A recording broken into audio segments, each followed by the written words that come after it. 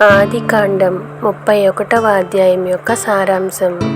ఈ అధ్యాయం యాకోబు తన మామగారైన లాబాను నుండి విడిపోయి తన స్వదేశానికి తిరిగి ప్రయాణం అవ్వడం గురించి వివరిస్తుంది. దేవుని ఆజ్ఞ. లాబాను కుమారులు తనపై అసూయ పడడం, లాబాను ప్రవర్తన మారడం యాకోబు గమనిస్తాడు. అదే సమయంలో దేవుడు యాకోబుకు తన పితరుల దేశానికి తిరిగి వెళ్ళమని ఆజ్ఞాపిస్తాడు. రహస్య ప్రయాణం.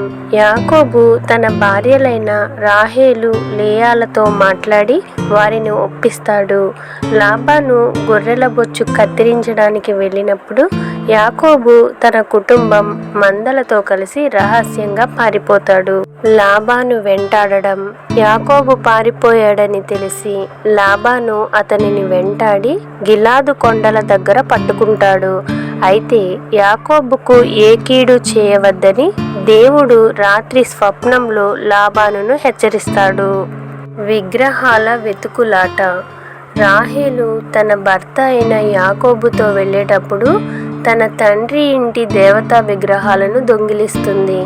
యాకోబును గిలాదు కొండల దగ్గర పట్టుకున్న లాబాను తన విగ్రహాలను దొంగిలించావని యాకోబును నిందిస్తాడు. అయితే యాకోబుకు ఆ దొంగతనం గురించి తెలియదు. లాబాను గుడారాలన్నీ వెతికినా రాహేలు వాటిని ఒంటె జీను కింద దాచి సమయస్ఫూర్తితో తప్పించుకోవడంతో విగ్రహాలు దొరకవు. యాకోబు ఆవేదన. లాబాను తనను 20 ఏళ్లుగా ఎలా మోసం చేశాడో, దేవుడు తనకు ఎలా తోడై ఉన్నాడో యాకోబు ధైర్యంగా లాబానుకు గుర్తు చేసి నిలదీస్తాడు. 10 మార్లు మారిన జీతం. లాబాను యాకోబును మోసం చేస్తూ అతని జీతాన్ని 10 సార్లు మార్చాడు. అయినప్పటికీ దేవుడు లాబాను మందలలోని బలమైన పశువులన్నీ యాకోబుకు దక్కేలా చేశాడు. యాకోబు శ్రమ మరియు నమ్మకత్వం. పగలు ఎండకు, రాత్రి చలికి నిద్ర లేకుండా 20 ఏళ్లు కష్టపడ్డానని, లాబాను గొర్రెలను అడవి జంతువులు ఎత్తుకెళ్లినా తన సొంత డబ్బుతో నష్టపరిహారం చెల్లించానని యాకోబు తన యథార్థతను నిరూపించుకున్నాడు. మిస్పా నిబంధన. చివరకు ఇద్దరు ఒక రాతి కుప్పను సాక్ష్యంగా పెట్టుకుని ఇకపై ఒకరికొకరు కీడు చేయకూడదని ఒప్పందం చేసుకుంటారు. మరుసటి రోజు ఉదయం లాబాను తన పిల్లలను ముద్దు పెట్టుకొని దీవించి వెళ్ళిపోతాడు. ఈ అధ్యాయం నుండి మనం గ్రహించాల్సిన ముఖ్యమైన విషయాలను ఇప్పుడు చూద్దాం. మారిన లాబాను ముఖ భావం. యాకోబు ఆస్తి పెరగడం చూసి లాబాను, అతని కుమారులు యాకోబుపై అసూయపడ్డారు.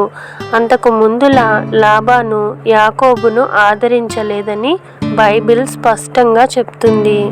రాహేలు, లేయాల ఆవేదన. తమ తండ్రి తమ్మును అన్యులుగా చూశాడని, తమకు రావాల్సిన ధనాన్ని ఆయనే తినేశాడని వారు యాకోబుతో బాధపడ్డారు. అందుకే వారు తమ తండ్రిని వదిలి రావడానికి వెనుకాడలేదు. దేవుని రక్షణ.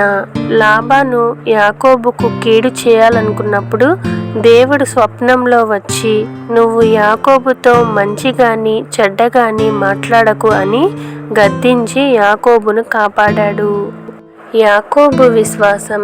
తన తండ్రి ఇస్సాకు నమ్మిన దేవుడే యెహోవా తనకు తోడై ఉండడం వల్లే తాను ఖాళీ చేతులతో కాకుండా ఇంత ఆస్తితో తిరిగి వెళ్తున్నానని యాకోబు కృతజ్ఞతతో ఒప్పుకున్నాడు. విగ్రహాల దొంగతనం వెనుక కారణం. రాహేలు ఆ కాలపు ఆచారం ప్రకారం కుటుంబ ఆస్తి హక్కుల కోసం లేదా తన తండ్రి ఆరాధించే దేవుళ్లపై నమ్మకంతో ఆ గృహ దేవతల విగ్రహాలను, తెరఫీములను దొంగిలించి ఉండవచ్చు. అధ్యాయం యొక్క ముగింపు. ఈ అధ్యాయం నుండి మనుషులు మోసం చేసినా దేవుడు తనను నమ్మిన వారికి తోడై ఉండి ఆశీర్వదిస్తాడు మరియు ఇచ్చిన వాగ్దానాన్ని నెరవేరుస్తాడు అని గమనించవచ్చు.